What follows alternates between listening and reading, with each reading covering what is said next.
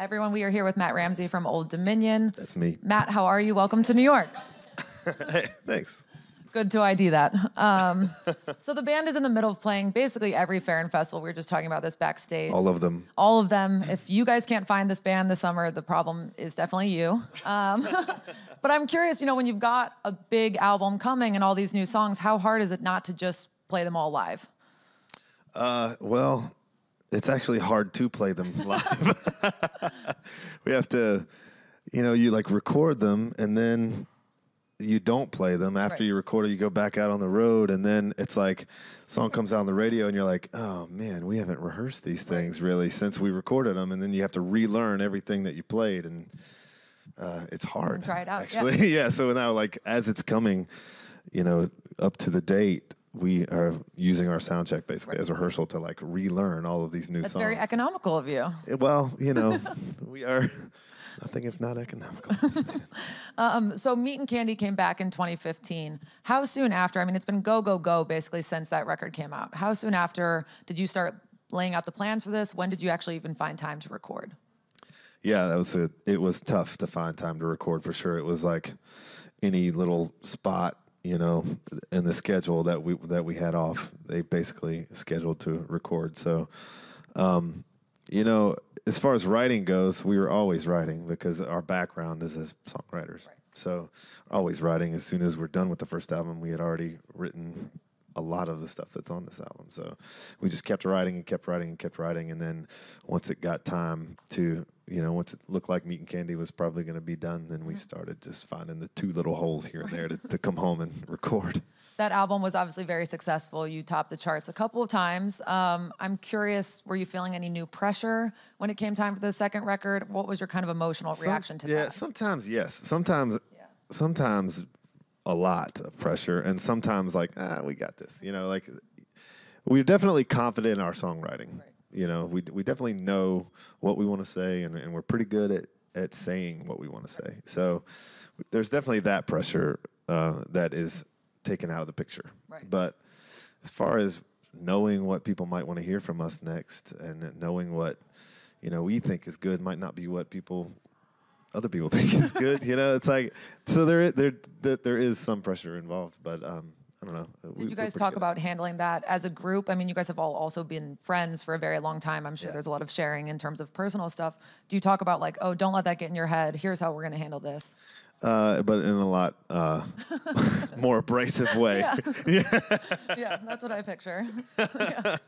Yeah, I don't know. There was a little bit of pressure, but no one ever freaked out. Okay. There was no one was ever going, oh my God, what are we gonna do? It's really, honestly, the biggest pressure is just narrowing down what songs we want. It's so hard. We love all of them, right. And it's so hard with 5 guys and 5 opinions plus a producer to narrow down what songs you think are the best ones. Somebody's always gonna love this one more than someone else, and so some songs that I love didn't make it, or some songs that Trevor loved didn't make it. Were there any songs from the Meat and Candy sessions that maybe somebody had to vote out or got left behind that are finding their way on here? Or are these all brand new songs written? These are all new songs. Okay. Yeah. That feels good. Yeah. Which it's still, there are still old songs that I wish we could get out in some way, and hopefully someday we will. Right. Maybe because we're so busy we don't have time to write anymore. Luckily, we have like a backlog. Right. But hopefully that there are some songs that will come later. Awesome. The song that sort of changed everything for you guys is obviously "Break Up With Him." Yeah. That came out first on the EP, then on the album. Eventually went #1. Suddenly you've got opening slots with Kenny Chesney, bigger audiences of your own tour. Everything sort of takes off from there. Yeah. When you think back to the writing session of that song, could you have ever pictured what has happened for you guys now? No, especially with that song, because the writing session was, which we definitely do, as songwriters in Nashville, you definitely have writings. You show up at 10 in the morning and get some coffee and sit down and try to write a song. But this one was, and we still have audio of all this, which is weird, but Break Up With Him started at this we were in a van traveling around the country. Right. And we were playing a picnic. It was a company picnic. Like we said, everything has changed. Yeah. And so we were in this little picnic shelter. Right. doing a sound check, and we started just kind of noodling around and playing, and it sounded cool, so somebody recorded it. And then we put it away, played the show, and then we were, it was like 2 a.m. on the way to the next show.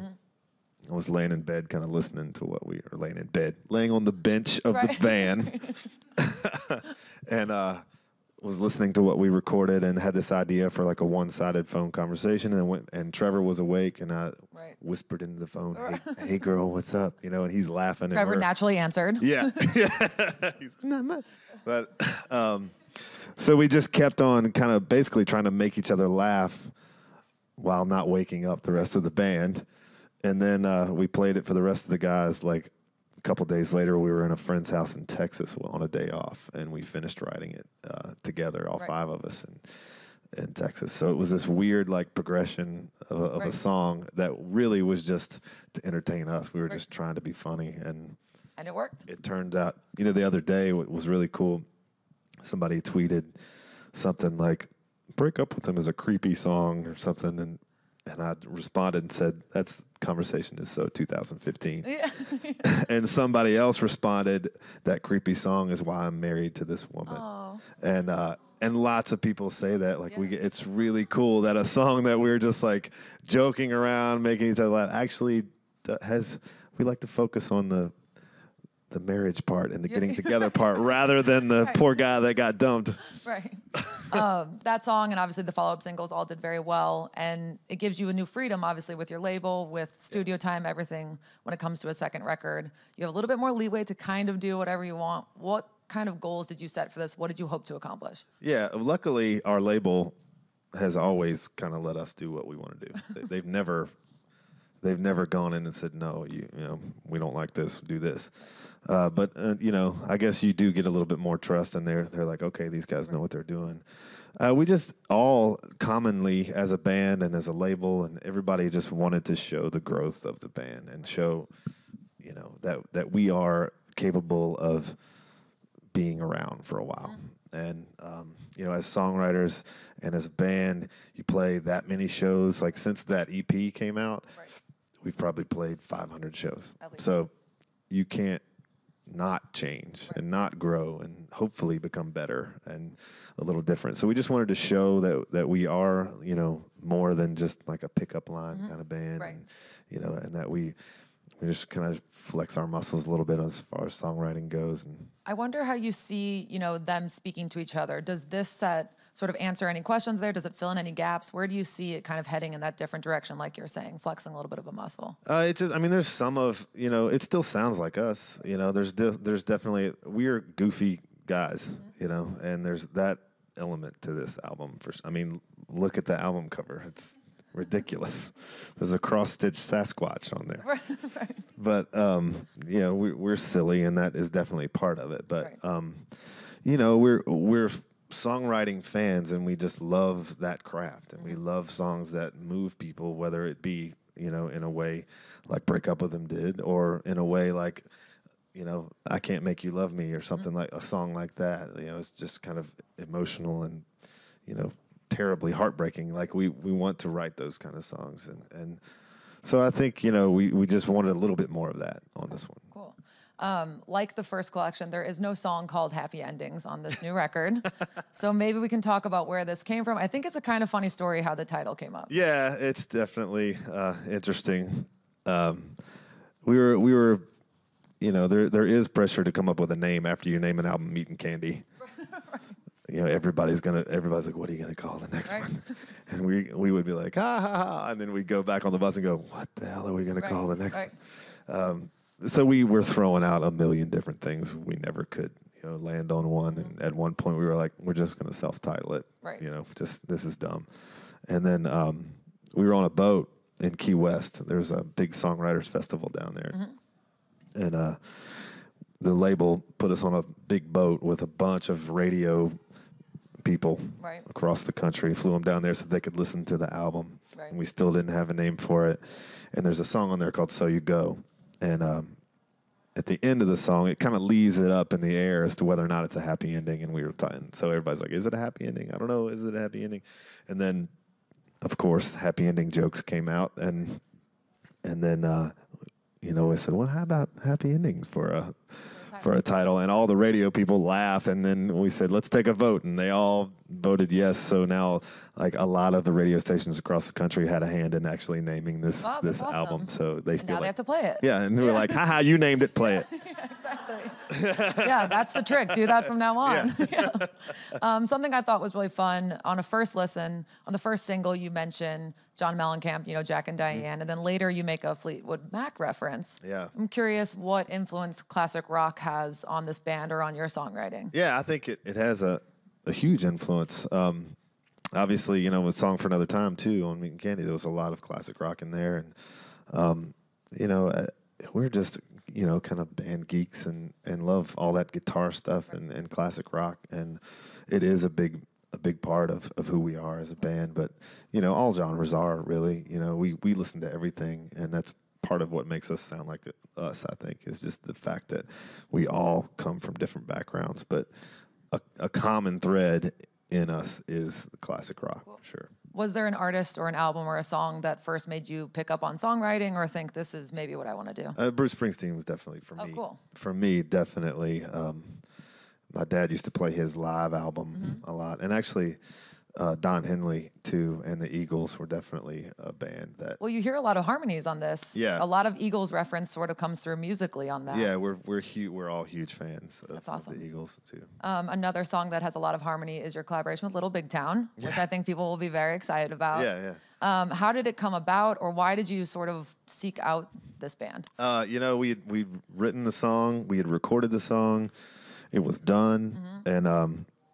for the most part, except for some background vocal stuff, and Brad was going to sing all those parts, and he did pretty much. He kind of went in there and layered all these parts, and we were going to work on the mix of it one day. And I was going to meet somebody for breakfast that morning before going to the studio, and I walked into the restaurant in Nashville, and it's like.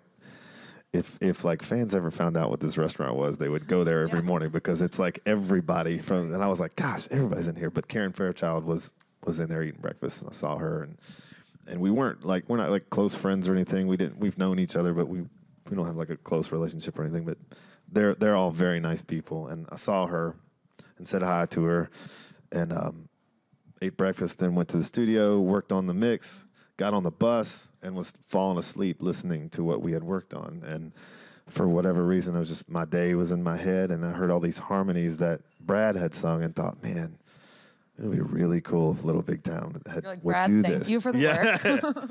And so I got up the next morning and actually went to Brad and said, man, I had this idea. And he was like, whoa, that's a great idea. So just a complete, like, just a random shot in the dark. Yeah, I, got her number and said, hey, would y'all be interested in this? Yeah. And so she said, absolutely. And it was a really cool day. Obviously, something that's super hard, especially with country music, because you guys are all touring all the time, is ever for fans to get a chance to see these team-ups live. Have you been able to talk with Little Big Town about any chance of that Not happening? yet, no. I think, Karen just heard the song like this week for the first time. Right. So that the band now is just now hearing the song for the first time. So...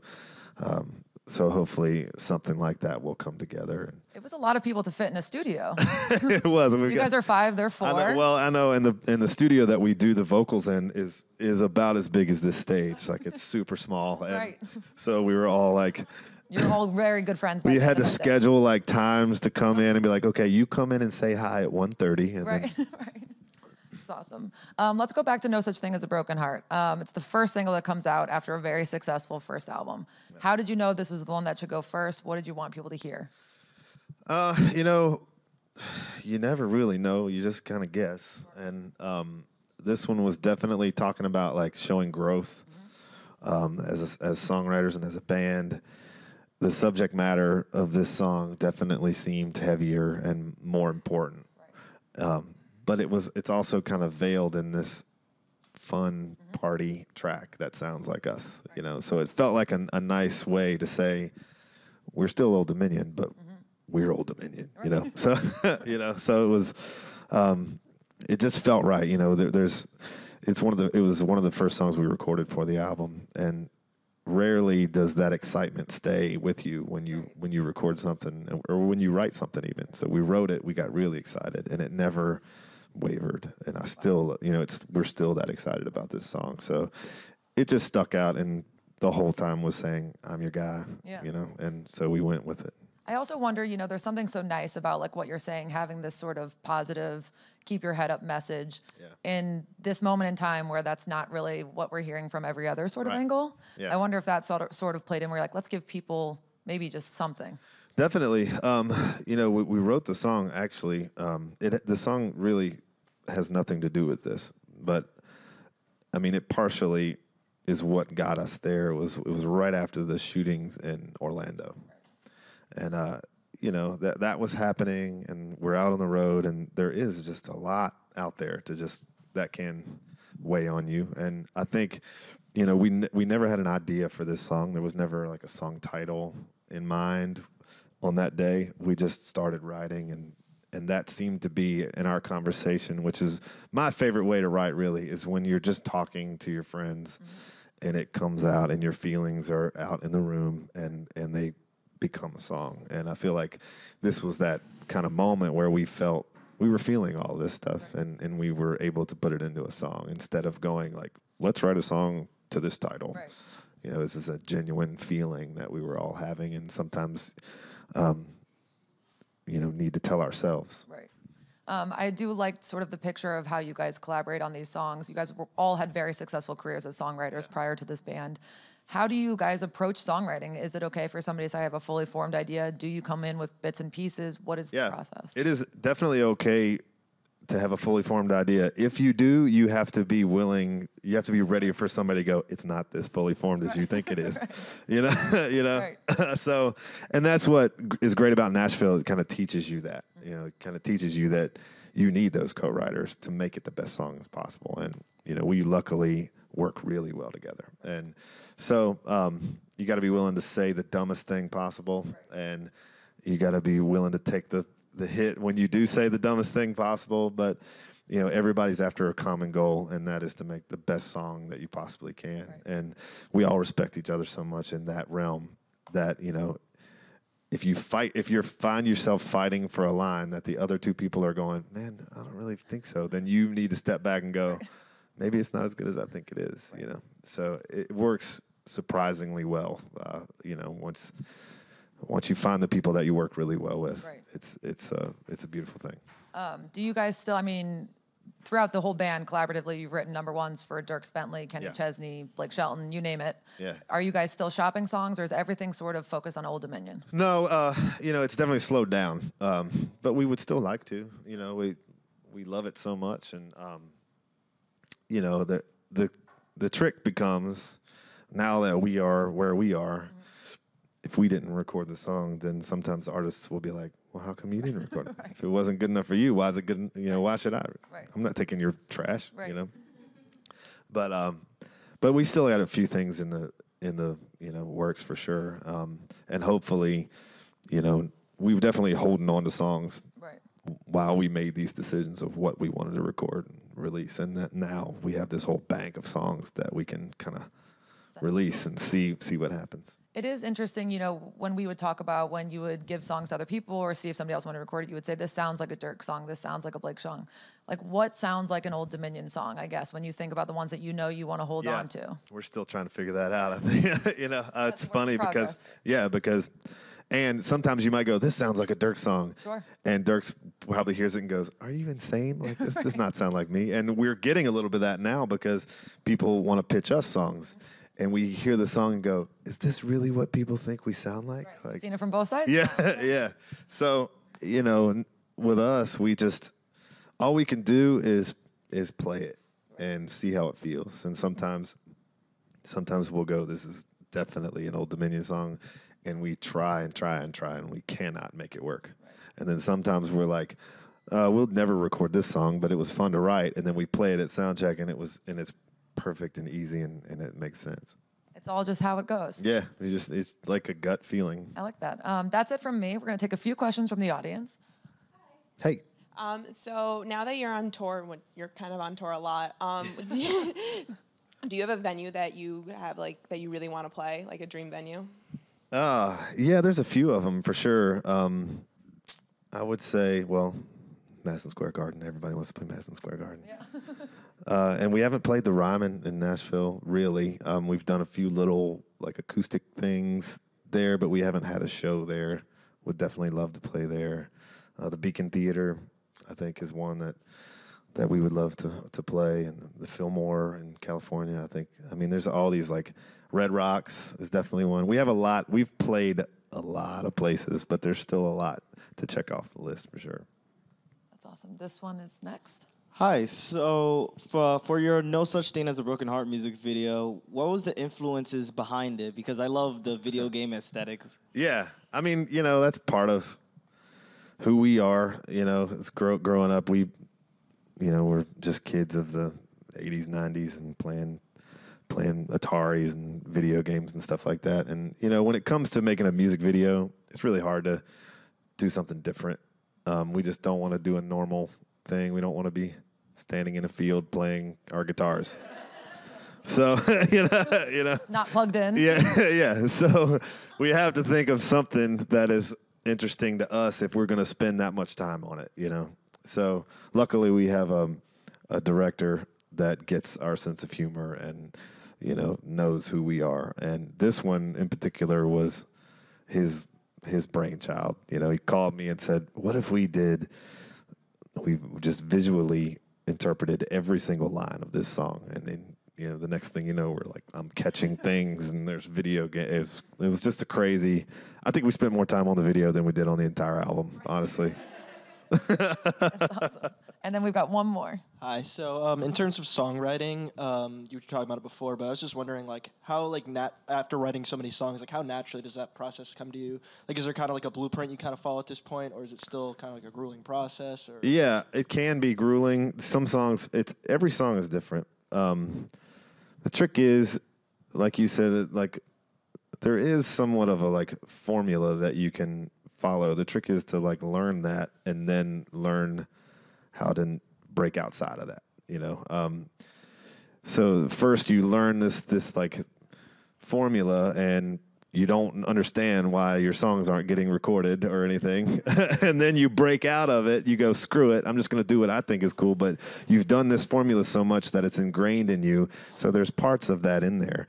But you've done something different, and you've taken it to a different level. And it's really just about writing and writing and writing and writing and writing until you're writing music that moves you and not what you think other people want to hear. Because if you're writing something that you think the radio wants, you're late to the game. What they want is something new. So what you as an individual create that moves you is going to move a lot more people than you think. So it really is just about letting go and being open to ideas and open to anything that you hear or see or touch that could possibly become a song, and then write it like you would want to hear it, and then someone else will want to hear it too. That's awesome. Matt, thank you for being here. Happy Endings is out August 25th, and the band is on tour. Thank you.